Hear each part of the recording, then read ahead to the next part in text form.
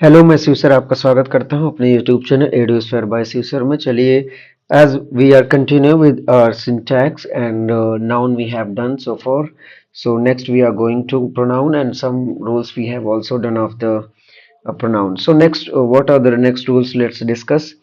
आगे क्या है, कैसे हैं, वो हम सीखने वाले हैं। तो चलिए, नेक्स्ट रूल जो हमारा रहेगा, या नेक्स्ट पॉइंट कह लें, नेक्स्ट रूल कह लें, जो भी आप कह लो। और आप यूट्यूब चैनल आप देख ही रहे हैं, और आप इंस्टा पे भी आप देख सकते हैं। 5200 पर आप सर्च करेंगे तो आई विल बी देयर।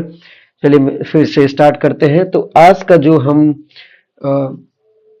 करने वाले हैं, जो रूल कह लो या आप जो भी कह लो, वो आप लिखते चलिए बस।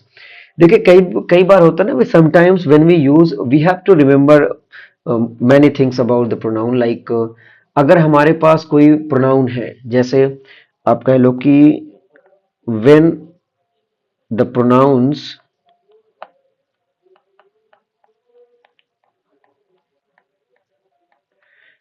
अगर आपका हमारा जो प्रोनाउन है, अगर वो क्या क्या हो सकते हैं, जैसे अगर ईच हो गया, एवरी हो गया, नीदर हो गया, ईदर हो गया, एनीवन हो गया, मैनी हो गया, मैनी एक्चुअली, ठीक है, मैनी हो गया, या मोर देन वन हो गया। अगर ये, if these pronouns are being used as a subject, ये जो पजेसिव नाउन है, या फिर आप कह लो कि जो एडजेक्टिव है, पजेसिव एडजेक्टिव इनको एक्चुअली बोला जाता है। आप ये जो भी हो आप ऐसे समझिए पहले। अगर ये, if these are used as a subject, क्या देखना है हमको कि अगर ये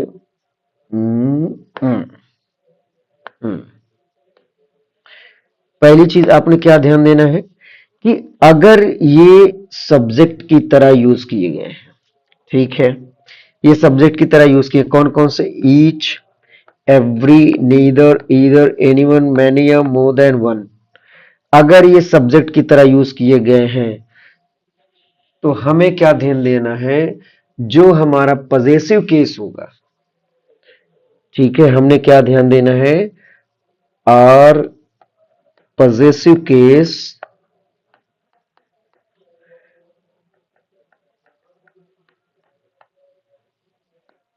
should be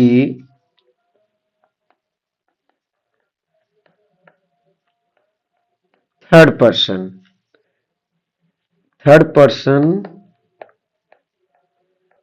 सिंगुलर। बात समझ में आ रही है आपको? आपने क्या ध्यान देना है, अगर ये सब्जेक्ट की तरह यूज किए गए हैं, तो इनका जो पजेसिव केस यूज किया जाएगा, वो क्या यूज किया जाएगा, सिंगुलर। एग्जाम्पल लेते हैं, एग्जाम्पल से हम समझते हैं। एग्जाम्पल आपका हो जा रहा है, जैसे मान लेते हैं हमने लिख दिया कि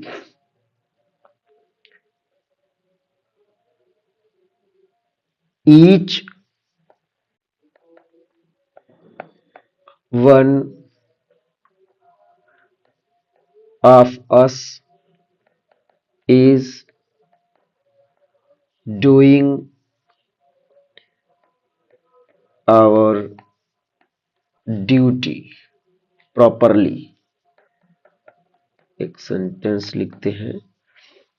अब इसमें हमें क्या समझना है, सेंटेंस हमारा है ईच वन ऑफ। देखिए, जहां कहीं भी ईच आएगा और वन के बाद ऑफ आता है, या ईच के बाद ऑफ आता है, तो उसके बाद जो नाउन होगा, जो भी प्रोनाउन या जो नाउन जो भी यूज होगा, वो प्लूरल होगा, लेकिन वर्ब हमारा हमेशा सिंगुलर ही होगा, ये समझते हैं। लेकिन हम अभी पॉजिटिव केस की बात कर रहे हैं। देखिए, ये हमारा क्या है, सब्जेक्ट है। और इसके साथ जो पॉजिटिव केस लगाया गया वो लगाया गया और। ये पॉजिटिव केस होता है वी का, या आप कह लो कि फर्स्ट पर्सन का प्लूरल का, लेकिन ये तो है सिंगुलर। तो यहां पर हम क्या करेंगे, ये जो नया सेंटेंस बनेगा ये ना लिख करके बल्कि इसके जगह पर हम लिखेंगे his, first third person singular. तो it's gonna be like each one of us is doing his duty properly. आई बात समझ में? एक और लेते हैं, जैसे एग्जांपल ले लेते हैं कि नीदर, ठीक है, neither of the two brothers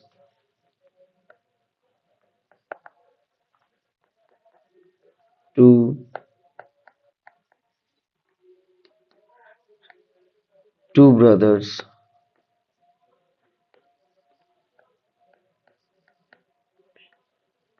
two brothers has brought their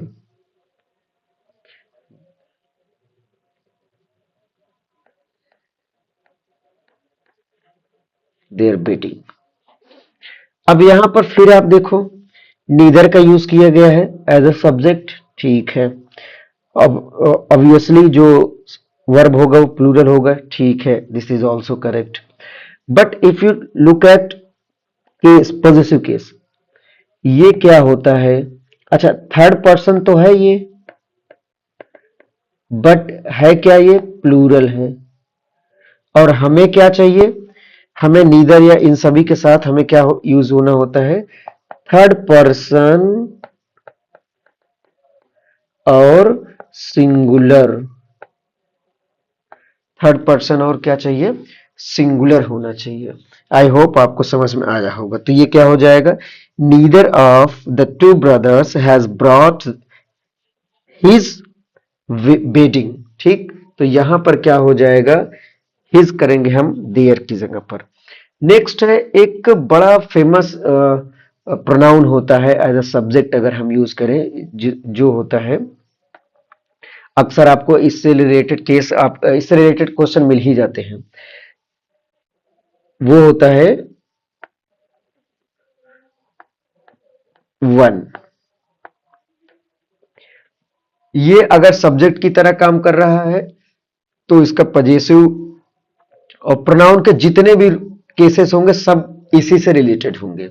जैसे अगर ये हमारा सब्जेक्ट है तो जो रिफ्लेक्सिव केस बनेगा वो भी क्या बनेगा? One self. आई बात समझ में? और अगर पजेसिव केस बनेगा तो जो बनेगा वंस ही बनेगा, वही बनेगा।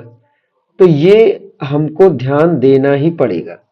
आप इसमें आप हमेशा याद रखेंगे कि ये वंस ही करना पड़ेगा हमें। तो अगर ये सब्जेक्ट की तरह यूज किया जाता है तो इसका रिफ्लेक्सिव केस वन सेल्फ होगा। ये अपने आप को ही रिपीट करता है। आप ये मान के समझ गए, मतलब आप कह लो कि when one is used as a subject, the possessive case and reflexive case, not only reflexive or possessive, and all the cases related to the one, they are always agreed to according to one। आप और कुछ नहीं कर सकते। और इसका positive case कैसे बनेगा? वन लिख करके अपॉस्ट्रोफी एस लगेगा। ये चीजें आपको समझ में आ रही? तो एग्जाम्पल हम करते हैं, जैसे अगर हमको ये लिखना हो कि one should do his duty sincerely, ये बड़ा फेमस है।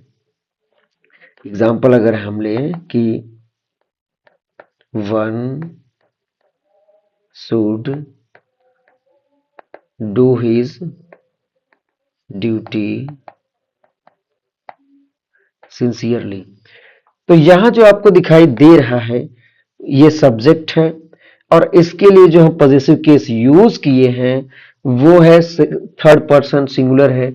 लेकिन वन जब भी सब्जेक्ट की तरह काम करता है तो इसके साथ हमेशा वंस ही आता है।